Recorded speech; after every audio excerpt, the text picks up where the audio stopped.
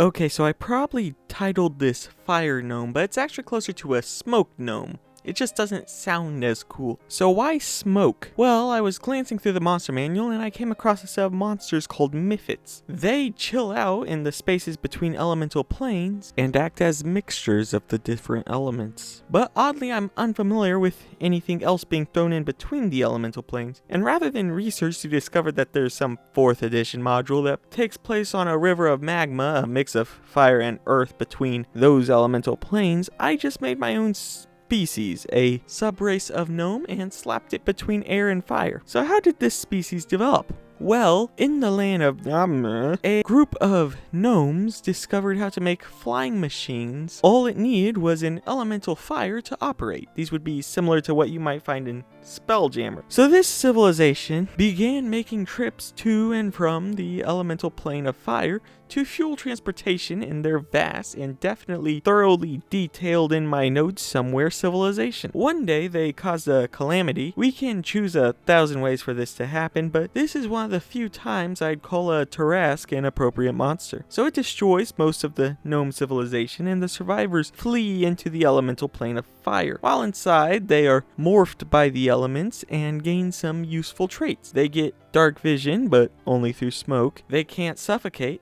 but only by smoke, and they only need 1/10 of the water you or I might need. This is because they don't have much water. This may sound a tad too specific to be helpful in a campaign, and yes, but lore doesn't always play nice with mechanics. If we do need more, you could throw in a free casting of fog cloud or something. Editing note, I like the idea of a misty step, but you need to misty step between 2 areas with smoke so they can kind of teleport through a forest fire, but not most of the time. What comes after this loose set of traits I'm coming up with? Well, since they're in the elemental planes, I was figuring we could move into multiversal travel. The universe rules are a little odd, but I think I can justify moving between the material planes through elemental planes. So they pop into bits of reality, mostly to gather resources, but kinda dump smog in the process because they're using smoke machines. This can make for a menacing first contact as a cloud of smoke appears and an unknown entity starts draining water from an area so they have enough water to survive. Sometimes some of these gnomes would fall out of the ship and be abandoned in a foreign world. These could make for nice stray adventurers. In areas where enough of them have arrived, they are known to be very careful about losing resources and greedy as a result. Somewhat amusingly, their appearance goes from an ashen gray to an unspeakably pale white whenever they bathe in a new realm for the first time. And their faces are often incredibly wrinkled, a side effect of their body adapting to survive on as little water as possible. Their nimble fingers often lead them into a crafting trade, but their